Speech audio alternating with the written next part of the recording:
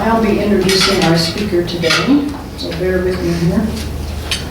It's my pleasure to introduce to you Evan Buck. Evan is a business finance major at Cal State San Marcos and writes for the financial website Seeking Alpha. He's a member of the I'm Tomorrow civic organization and is passionate about our country and where it's headed. I'm Tomorrow's mission is to engage the young generation to stand up and speak out to promote and protect the constitutional principles that made this nation great. You can find out more about this fine group of young people by going to www.imoro.org. Evan is also involved with the Foundation for Economic Education and has his own private speech and debate coaching business. So I'd like to introduce Evan Buck.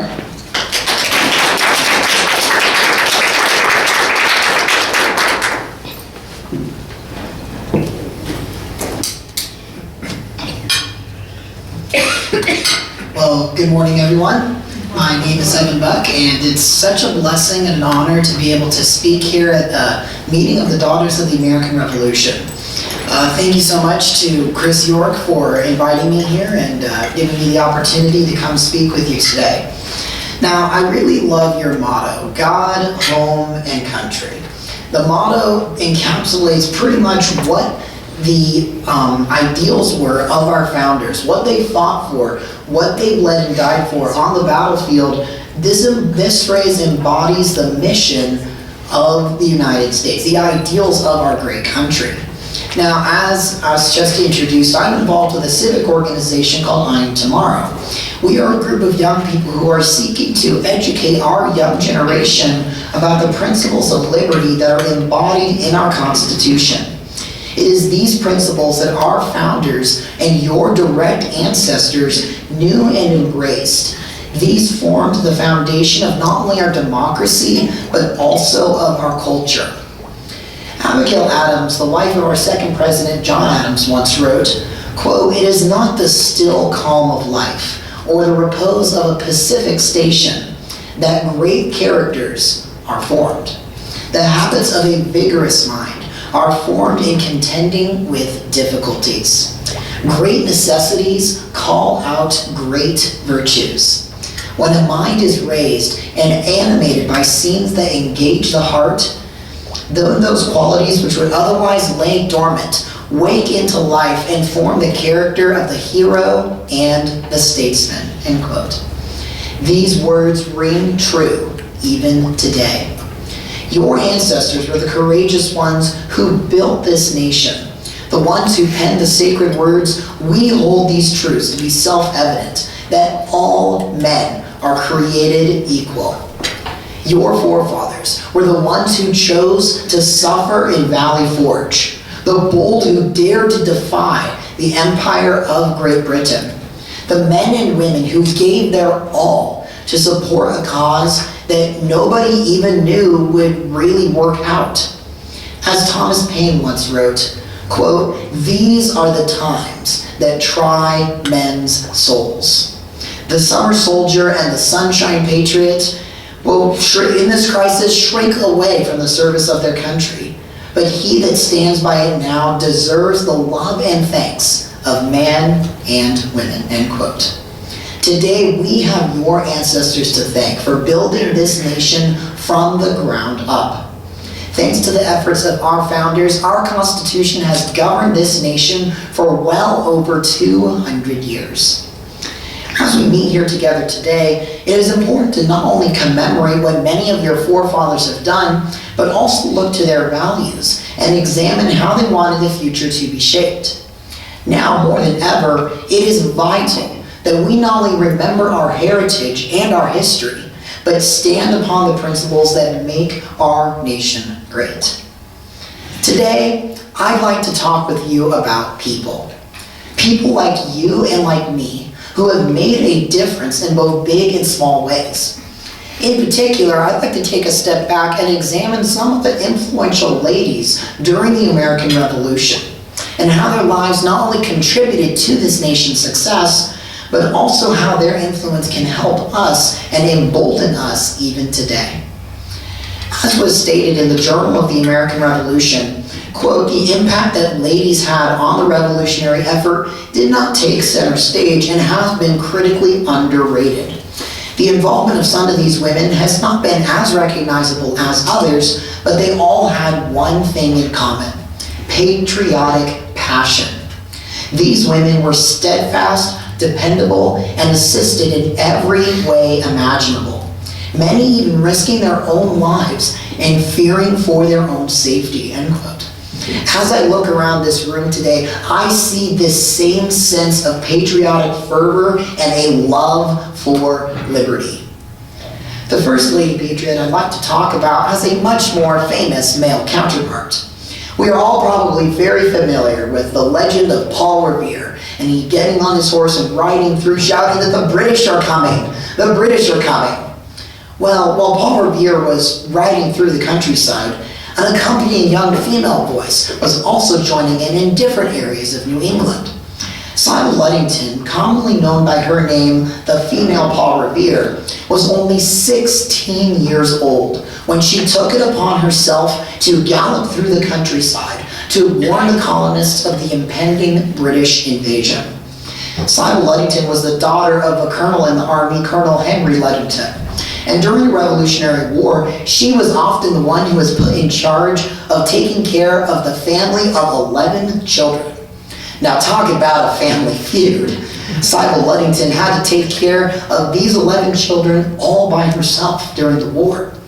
In 1777, Colonel Ludington received word that the British were launching an attack on Danbury, Connecticut, which is about 25 miles from the Ludington's home in New York State. Sybil Ludington went out to gather her father's troops and to warn everyone of the British troops' attack. She took a 40-mile route by horse, which is nearly twice as long as Paul Revere's fabled ride. She pressed on and on through the pouring rain, shouting that the British were burning Danbury, and called for the militia to assemble at the home of her father. By the time Sybil had returned home from her ride, more than 400 men were there at the house, armed and ready to fight the British. Ludington was recognized for her heroic ride by General George Washington and our future first president. She continued to help throughout the rest of the Revolutionary War as a messenger. Ludington's courageous action shows that no one is too young to make a substantial difference. Despite the odds and the dangers, Ludington preserved and is still memorialized today as the female Paul Revere. Another woman we can examine is named Deborah Sampson. Deborah Sampson contributed significantly to the cause of freedom by actually taking up arms on the battlefield. Sampson was a woman who disguised herself as a man in order to be able to fight in the Revolution. She is part of a small number of women who actually have documented combat experience during the war. At this time, the cultural prejudices did not allow women to serve in the army. But Sampson believed so strongly in the cause of the Revolution that she joined anyway. Soldiers marveled at the boy who never had to shave, not knowing that she was really not a man. At one point, she got injured in battle and was afraid that the doctor would discover her true identity. So she removed one of the musket balls herself with a penknife and a sewing needle. Now, she is pretty much the Revolutionary War equivalent of Bear Grylls, the survivalist expert. Our hero, Deborah Sampson, persisted in the war until one day she came down with a fever, and the doctor discovered the secret. But rather than blowing her cover right then and there, the doctor decided to transfer her to his home, where his family took care of her. And when the war was over, she was eventually honorably discharged and thanked for her service. After the war, Sampson continued to be an advocate and a voice for equality and for freedom and just treatment. She petitioned the Massachusetts state legislature to treat her equitably by giving her a pension that she was denied purely on the basis of her being a woman. Her efforts eventually paid off as she convinced the state to recognize her contribution. Sampson went on to become a motivational speaker and a leader for women across the country. And she talked about how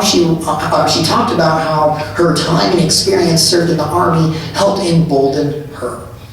Sampson fought to receive the same benefits her male comrades did and was very active in bridging the gender gaps between veterans after the war.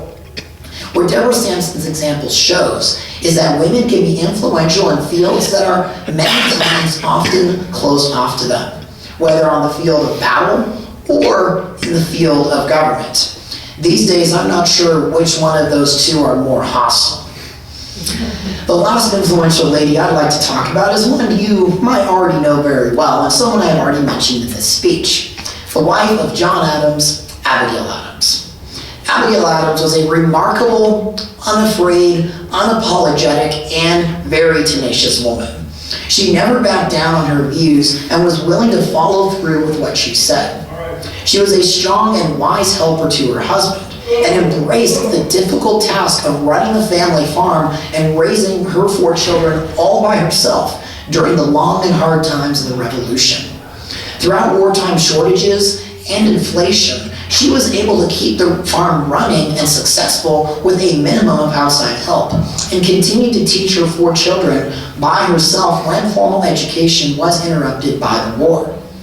But most of all, Mrs. Adams had to endure long and lonely periods of time without her dearest friend, her husband. The union of Abigail and John Adams persists as a model of mutual affection and respect. And this couple is often referred to as America's first true power couple.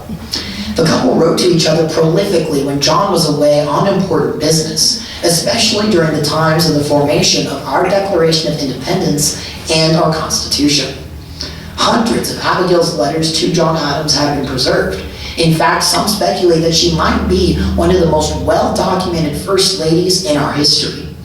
John frequently sought the advice of Abigail on many matters, and their letters are filled with intellectual discussions on government and on politics. Like Deborah Sampson, Abigail Adams proved to be an influence and a voice in government, even though the cultural prejudices at the time very much frowned upon women involved in politics. She took an active role in policy, so much so that her political opponents came to refer to her as Mrs. President. Perhaps her most famous letter was one dated March 31st, 1776. About a month and a half away from the signing of the Declaration of Independence, Abigail Adams writes to her husband, urging him and the other members of the Continental Congress to not forget about the nation's women when fighting for independence from Great Britain. The future First Lady wrote in part, quote, "I long to hear that you have declared an independency. And by the way, in the new code of laws, which I suppose it will be necessary for you to make, I desire you would remember the ladies and be more generous to them than your ancestors. Do not put such unlimited power in the hands of the husbands. If particular care and attention is not paid to the ladies, we are determined to foment a rebellion and will not hold ourselves bound by any laws in which we have no voice or representation." Whoopee, how's that for unapologetic and tenacious? Abigail's private letter was a private yet first powerful step in the fight for equal rights for women. While it took decades for women to gain the right to vote, Abigail was one of the primary earlier influences in shaping our American history and shaping our attitudes towards equal rights for women. Now, I can continue on and on relating several stories of influential ladies who helped form the American Revolution and helped fight for the cause in many different ways. There are just so many of them to look into, and I'd encourage you to look them up on your own time, as there are several fascinating stories to look into if you haven't already. Unfortunately, nowadays, it seems that all too often, many in our nation wish to forget our past. Our nation is at a critical crossroads. Many high schools across the country are suspending students for wearing American flag t-shirts and being proud of their country and being patriots. Imagine that, being punished for expressing patriotism in our country, the United States of America. And in curricula today, schools and universities often try to wipe away or de-emphasize our founders and their Judeo-Christian ethic. Some are actively trying to change our history and our traditions. No matter what culture, race, religion, political affiliation, or background you may be from, these movements and their goals should deeply concern you. For example, just this week, what started as a protest related to racism on the campus of the University of Missouri quickly escalated into an assault on the principles of the First Amendment rights of freedom of speech and freedom of the press. A similar First Amendment uproar has also broken out on the campus of Yale. How quickly the values that we subscribe to and cherish can be simply tossed aside at the whims of university leaders. Rather than having a fruitful dialogue to attempt to bridge differences and to find workable solutions to problems, the current political climate encourages people to just stand their ground and hurl insults at each other. And also, just yesterday, we heard the horrifying news of what happened in Paris, France. Terrorists across the city in 6 different locations started their bloody campaign of terror, killing over 800 people. Now, it is time, and I believe it is imperative for us as the United States and us as citizens to work together and help support France during this terrible time. Because back during 9/11, France stood with us. And even further back, France in 1770s and 80s was the main country that helped support our independency and the cause against Great Britain. Without France, it's likely that I wouldn't be speaking here today about the importance of American values because of their contributions to our society. So I believe that it is now more than ever, it is time for us to stand with our ally and to help pray for them during this hard time. Now, fortunately, we have seen these incidents on university campuses here at home and abroad have helped embolden those who support our ideas and our rights and principles. Because now we are starting to speak up and defend our interests and the truth of liberty. I pray that more people will join us in our defense of our hard-fought-for rights. I know that you are among those who do affirm and defend all of the rights that we cherish. Now, through my speech today, I hope that I have inspired you to remember the past and to remember the men and women that made our nation great. No matter what stage of life we may be in, we can affect positive change in little or big ways in a parent, child, grandson or granddaughter, cousins, family members, co-workers, neighbors, and throughout society.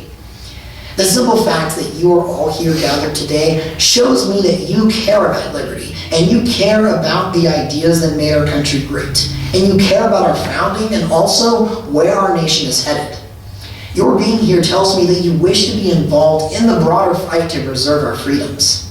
With the rise of the internet and social networking sites like Facebook and Instagram and Twitter, there's no telling how far your message might go and how powerful your influence might become. I pray these stories of female heroes from the American Revolution that I've shared with you today will affect positive change in our society so that the younger generation will remember and venerate our founders' core values. As I conclude today, I wish to leave you this charge. Daughters of the American Revolution, remain a stalwart voice for freedom. Thank you.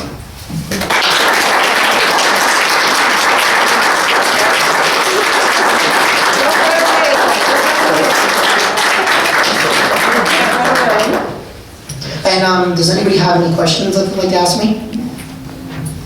It's open forum here.